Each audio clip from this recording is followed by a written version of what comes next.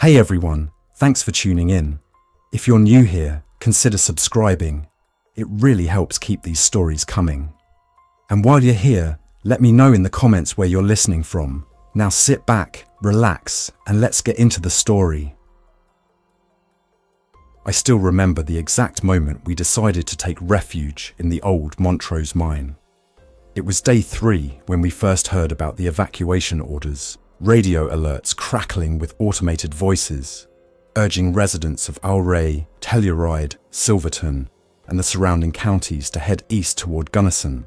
But by then, the roads were already choked, cars jammed up along US Route 550, headlights burning through thick dust, kicked up by panicked drivers, abandoned vehicles blocking the shoulder.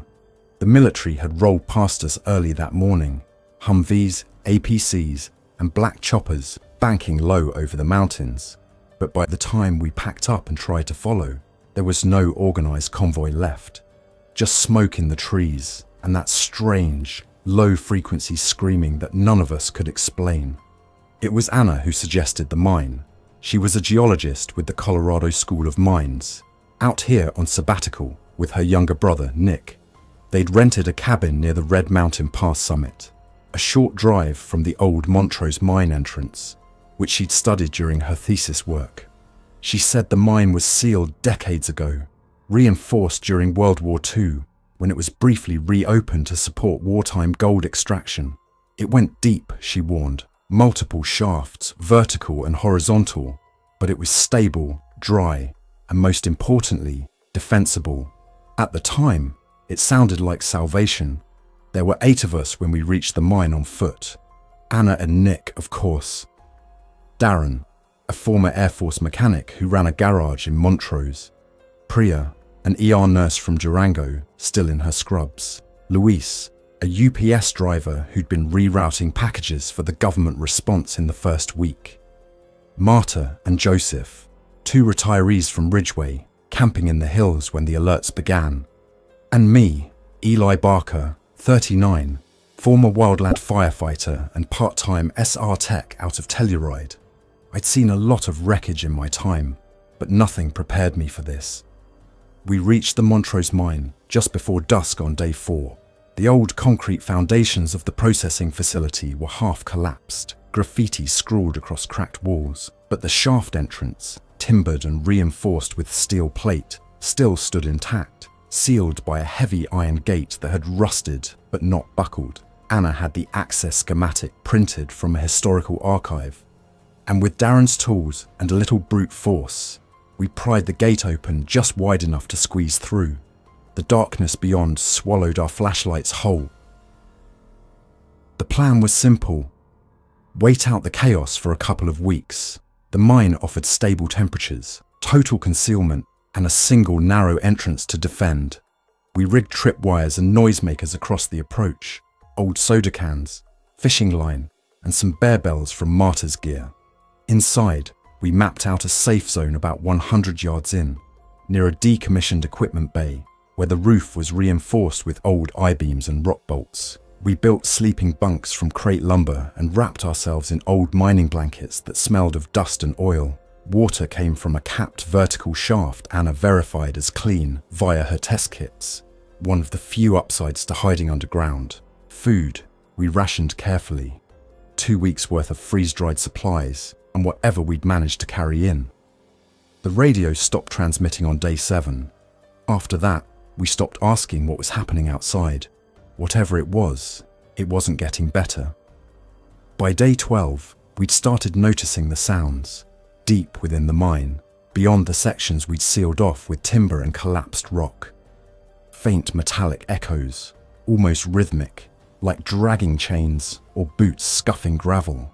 Anna swore it was old rockfall reverberations, but Priya wasn't convinced. She said she heard voices, whispered just beyond the curve of the eastern tunnel. Once or twice, Luis claimed he saw lights flicker, distant and fleeting, like flashlights through mist. I didn't believe him until day 14. That night, while on watch, I caught a reflection of a rusted ore cart down Shaft B. It wasn't from our camp lights. Those were covered. It moved, deliberate, then vanished. I didn't tell the others until the next morning. By day 16, oxygen levels had begun to drop. Nothing dramatic at first, just slower breaths, more fatigue. But it worsened fast. Anna checked the sensors she'd rigged near the main shaft and confirmed what we feared. Air exchange was limited. The primary ventilation shaft, once a 4-foot wide vertical bore, had collapsed near the surface. Without airflow, carbon dioxide from our own breathing had begun to accumulate. We tried rotating people out into the entrance tunnel where airflow was slightly better, but it wasn't sustainable. If we stayed much longer, we'd suffocate in the dark. That's when the suggestion came. Dynamite. Darren remembered the storage shed near the West Drift, long sealed, but possibly intact. Old mining sites often had blasting supplies locked in vault-like compartments deep in the tunnel networks. If we could find it and use the charges to reopen the main shaft, we might restore airflow, or even blast an escape route to the surface. The risk: detonation could cause a cave-in. And worse, if those sounds we'd been hearing weren't just hallucinations, whatever was down there might already be inside the blast radius. We took a vote, all 8 of us. 7 in favour. Joseph abstained, said he'd made peace with the earth, that he'd rather sleep below the mountains than wake up to what waited above. I don't think any of us believed we'd ever see daylight again. We split into 2 teams on day 17. Team 1, myself, Anna, Darren and Nick, would make our way toward the West Drift, hoping to access the storage bay. Team 2, Priya, Marta, Luis and Joseph, would remain behind to monitor oxygen levels and maintain our fallback position. The journey was cold and silent. Our headlamps illuminated only fractured walls and rust-eaten pipes, each echo magnified by the depth. The mine was a maze of side shafts and vertical drops, some with ladder rungs so corroded they broke off at the touch. Anna navigated by memory and map, marking our path in chalk every few meters. We reached the western storage vault after 4 hours. The steel door was intact but locked by a corroded mechanical wheel latch. Darren worked the torch, and the room beyond hissed as old air escaped. Inside, crates sat untouched for decades, wood desiccated, labels yellowed. Anna scanned the contents quickly. Explosives, fuse cord, blasting caps, even gelignite in wrapped wax paper bundles, each stamped with 1987 production dates. Most people think dynamite becomes more dangerous with age. That's half true. The nitroglycerin in poorly stored sticks can crystallize, making them highly sensitive. But in cool, dry, undisturbed conditions, like here, it degrades slowly. Anna and Darren examined each crate, choosing only what appeared stable. We didn't have many options. By the time we returned to base camp, it was day 18, and the mine had changed. Luis met us halfway down the shaft, eyes wide, whispering for silence. "They're in the air vents," he mouthed. "They're inside." He led us to the central chamber. The noisemakers had been triggered, metallic rattles echoing endlessly down the stone corridors. Priya was tending to Marta, who had a gash across her forehead, blood matted in her grey hair. Joseph was missing. "They came down the vertical shaft," Priya whispered. "The one Anna said was too narrow for anything but air. We heard the clatter, then the screaming. He tried to hold them off with a pickaxe." She didn't need to say more. We spent that night in silence, our lights dimmed, listening to movement just beyond the barricades. No growls, no speech, just the scrape of limbs against stone and the slow, patient shuffling of something that didn't tire. On day 19, we wired the charges. Anna calculated the best point to blast, an angled portion of the collapse entry tunnel where we might punch through to the slope above. Luis and Darren embedded the charges using anchor rods drilled into the rock, carefully setting the fuses to minimize structural damage. If we were lucky, the blast would open a crawl space to the surface. If we were wrong, the roof would come down on our heads. We waited until nightfall. That brings us to now, day 20. As I sit against this rock wall, staring at the blinking light on the detonation plunger, I can feel them close, just beyond the barricade. I hear their breathing, ragged, wet. They're not rushing us, they're waiting. Something in them understands caution now. That's the part that unsettles me most. These things, whatever they are, aren't just hollow husks running on instinct, not anymore. Maybe at first, but the ones in these tunnels have changed, adapted. The longer they go without light, the more comfortable they get in darkness. The less noise they make.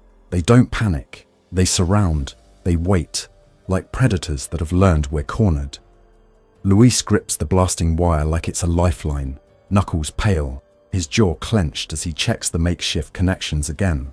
The charges are set just beyond the bend, right where shaft A kinks 30 degrees and the ceiling begins to thin.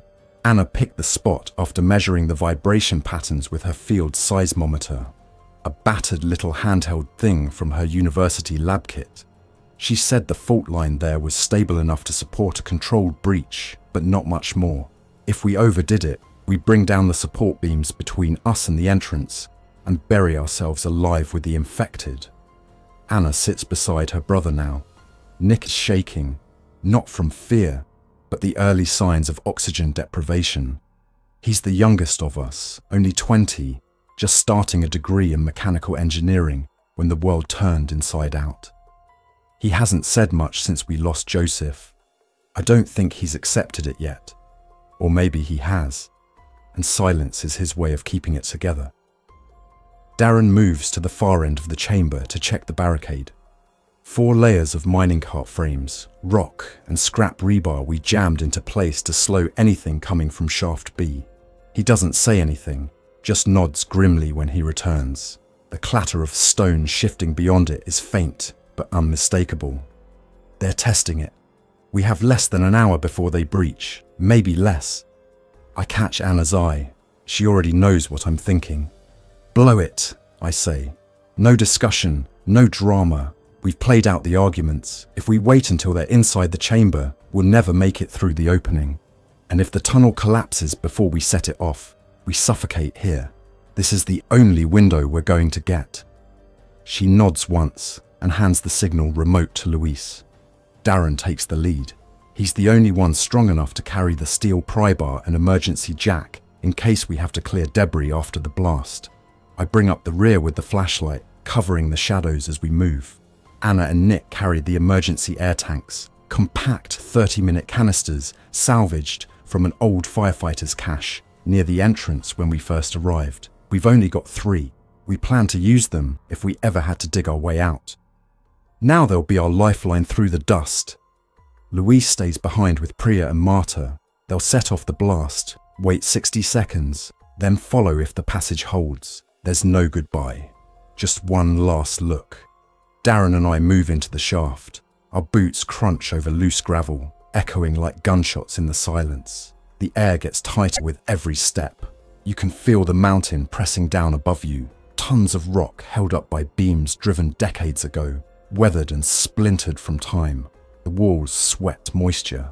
Somewhere far behind, the barricade groans again, a crack, like dry bone snapping. We reach the blast site.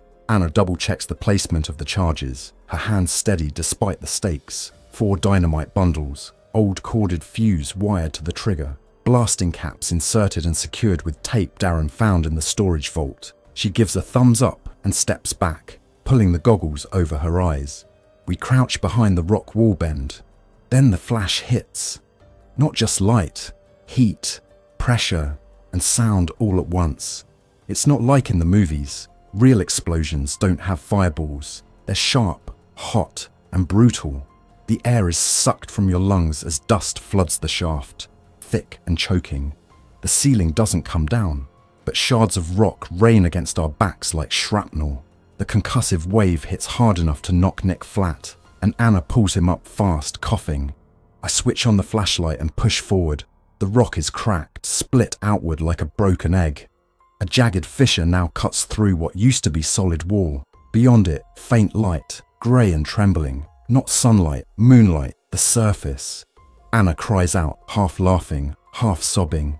"We did it!" she gasps. "It broke through." Darren wedges the jack into place and begins cranking. Every second counts now. Behind us, the barricade won't hold long.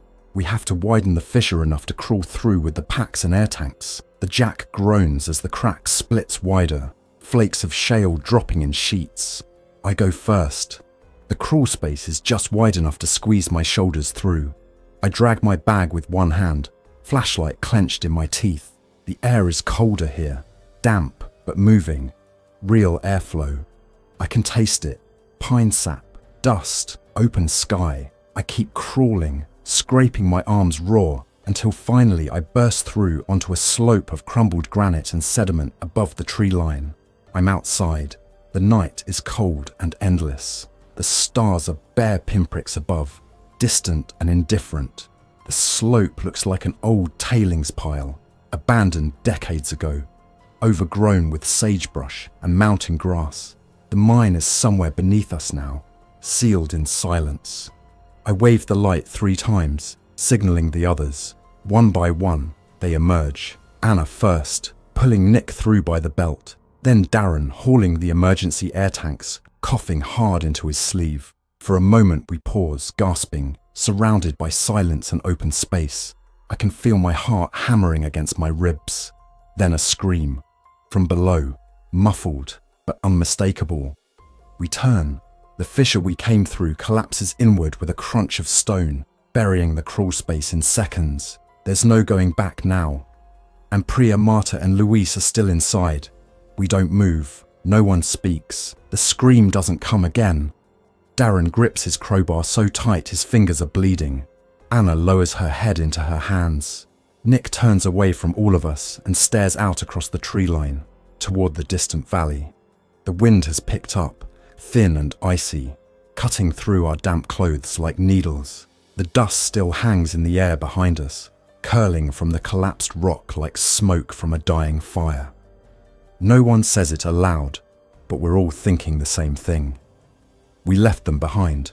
Not by choice, not with intent, but they're gone now, sealed into that mountain with whatever finally pushed through the barricades. The scream we heard, it didn't end with a second or a struggle or even silence.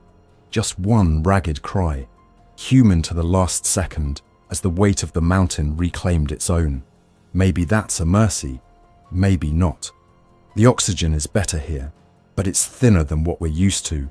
We're at nearly 10,000 feet elevation, just below the timberline. I can feel it in my chest as I stand and take in the surroundings. There's no light pollution, none of the glow that used to hum above towns. The stars are clearer than I've ever seen them. The valley below is cloaked in darkness, save for a flicker of movement. Orange light, faint and irregular, coming from somewhere near the valley floor. Darren notices it too. Campfire, he mutters, just loud enough for us to hear. Or a burning structure. Could be survivors. Or infected, I think, but I don't say it. Anna straightens slowly, brushing the dust off her jeans with deliberate movements, as though focusing on a simple task will keep her from collapsing. She looks at the flicker in the distance, then back at me. Her face is pale and streaked with grime, lips cracked from dry air and stress. Nick leans on a boulder nearby, breathing deeply, still shaken. He hasn't spoken since the blast. We need to move, I say, voice low. We're exposed up here, and that light might mean food, shelter, even comms. If there's nothing, we'll keep moving until we find high ground and set camp. Darren nods. Anna doesn't argue. Nick doesn't react at all. We shoulder what's left of our gear.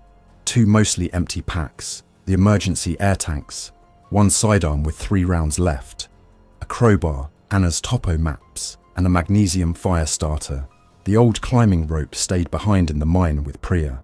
She'd insisted it might be needed to lower someone through the shaft if the detonation collapsed the slope. Now it's coiled somewhere beneath tons of granite. We've got headlamps, but only enough battery to run them in short bursts. For now, we rely on moonlight. The descent takes over an hour. The slope is steep, cut with loose shale and tangled underbrush. A few times, one of us slips and nearly tumbles, but we move silently. instinctively aware that the quiet of this wilderness is deceptive. Civilization's absence has left the land too still. No owls, no coyotes, no insects, just the wind and the occasional crack of shifting branches far too heavy for deer. By the time we reach the tree line, the cold has settled deep into our clothes. The source of the flickering light is clearer now, a small structure near the remains of a service road, half buried in pine needles and vines. It's an old forestry cabin, squat and weathered, with a rusted chimney that still exhales a faint trail of smoke. The fire inside is real and recent. I signal for us to stop just short of the clearing. Darren steps beside me and raises the crowbar like a bat. Anna pulls Nick behind a tree and drops low, pulling out a flare from the side pocket of her pack, ready to blind anything that moves. I creep closer, keeping low. The windows are boarded, but one slat near the bottom is cracked. I peek through. Inside, two figures, one slumped in a chair near the fireplace, unmoving, the other pacing slowly, dragging a limp leg. A large rifle, bolt action, wooden stock, leans against the wall near the stove. There's a half-eaten can of chili on the table and a lantern casting long shadows across the walls. The pacing figure stops and turns toward the fire. Its eyes glow faintly, too bright, too pale. It's infected, but different, not like the wild ones we saw in the early days, those who run, froth at the mouth, claw at anything that moved. This one is methodical, controlled. It reaches down to adjust something in the fire, as if tending it. That movement freezes me, not just because it shows cognition, but because it shows memory. I retreat slowly, returning to the others. Cabin's compromised, I whisper. At least one infected, but it's not acting like the ones we've seen. It's thinking, or mimicking thought. Anna frowns. What do you mean? It's tending the fire. She stares at me, then glances toward the dark shape of the cabin. Could be muscle memory. Neural loops stuck on routines. Maybe, or maybe they're learning. Darren exhales, glancing at the sky. We need to clear it. That cabin's the only shelter for miles. Only if we can do it without drawing others, I reply. Nick finally speaks. His voice is hoarse. You said there was a rifle. I nod. Inside, near the stove. I'll go. His words hit like a slap. Anna whirls around. Nick, no. But he's already pulling away from her, moving toward the cabin with an eerie calm. I know what he's doing. I've seen it in wildland teammates after a fatality. Survivor's instinct blurred with guilt. Sometimes, action feels like the only way to stay whole. He circles wide, approaching the cabin from the blind side. We reposition around the clearing, Darren near the tree line, Anna and I to the north side. I keep my eyes on the window slats, watching the infected figure continue its slow pacing. The seated one hasn't moved. Then, a shadow passes inside. Nick. He slips through the rear door, pushed open so carefully it barely creaks. We lose sight of him. Seconds pass, then 30, then a full minute. The infected suddenly stops moving. It tilts its head, sniffing the air. Then, without warning, it rushes toward the back. A gunshot cracks like lightning. Another, then silence. I sprint across the clearing, Darren on my heels. We burst through the cabin door to find the infected twitching on the floor, jaw shattered, one leg blown off below the knee. It's still moving, trying to crawl. Nick stands over it, rifle in hand, barrel smoking. His face is stone. The other figure, slumped in the chair, wasn't alive, just a body, days dead, possibly used as bait. Anna rushes in and kicks the infected square in the head, knocking it flat. Darren finishes the job with the crowbar. It doesn't fight, it doesn't scream, it just looks up at us, eyes unblinking, as if watching, observing. Then it stops. We seal the cabin and drag the body into the pit behind it. There's no fuel for a burn, so we bury it under timber and rock. The rifle has a few rounds left. 308 Winchester, hollow point, standard hunting load. The shelves inside are stocked with basic gear: propane, matches, water jugs, canned beans, an old ham radio. No signal, but a logbook beside it shows someone tried broadcasting as recently as 4 days ago. A final message, scrawled in tight handwriting. They come at night, but not every night. They know how to wait.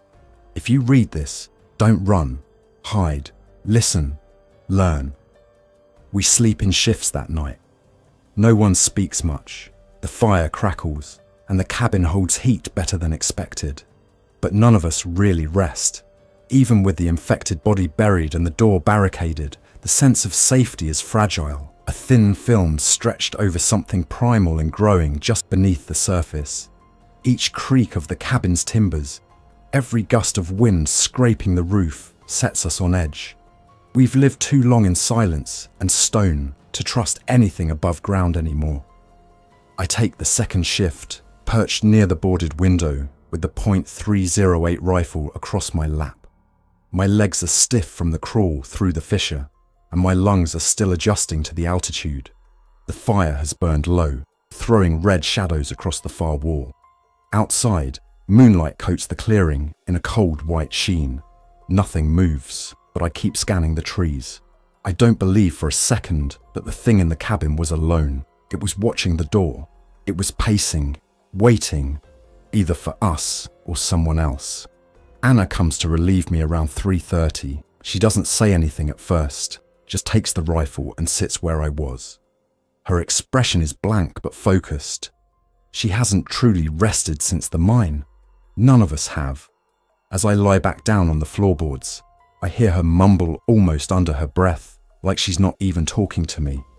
What if we didn't leave it behind? What if it followed us out? I don't answer. She's not really asking. When dawn breaks, the fog across the valley is already thinning. From the porch, we can see the valley floor stretching east, a long corridor of meadows and abandoned service roads, hemmed in by steep forested ridges. The air smells clean up here, but there's a hint of something metallic on the wind. Not strong, just enough to notice. Burnt wiring, dried blood. It's faint, but it's there. Darren brews instant coffee on the propane stove, and it tastes like heaven. He's already repaired a tear in the pack Anna carries, threading it shut with copper wire from the cabin's radio coil. Nick eats in silence, scraping the bottom of a dented chili can with a plastic spoon. The boy hasn't been the same since the mine, since Priya and the others, but no one brings it up. We pack what we can. 2 days of canned goods, some iodine tablets, the rifle and remaining 6 rounds, and an old forestry map pinned to the cabin wall. It's outdated, but it shows the main service trails and a communications tower on a ridge 2 miles east. That's our next destination. If the equipment there still has power, or if we can patch the antenna to the ham radio, we might be able to contact someone, anyone. Even a pre-recorded emergency loop would be proof that we're not the last. By 9 o'clock, we're moving. The descent into the valley is slow and tense. The trail has been choked by decades of neglect. Fallen trees, eroded switchbacks, washed out culverts. Anna leads, map in hand, checking bearings every 100 yards. Darren follows close, keeping the rifle ready. Nick and I bring up the rear. We avoid open areas where forest breaks, sticking to the tree line and using deer trails where we can. Every hour or so, we stop to listen. The woods are still dead. No birds, no insects, no rustling of squirrels or deer in the underbrush. It's not just quiet, it's wrong. Around midday, we come across the first signs that the infection has reached this valley. A firewatch truck, white with faded red stripes, lies overturned near a culvert, its tires melted and windows blown out. A dried smear of blood stretches from the cab door into the trees. No bodies, no sign of struggle, but the driver's side door is still swinging gently in the breeze, like it was opened only moments ago. Anna climbs into the wreck and searches the glove box. She finds a laminated map, a signal flare, and a solar-powered radio clipped to the dash. The radio crackles with static, then cuts to a garbled voice. Words lost in distortion, but the tone is unmistakable.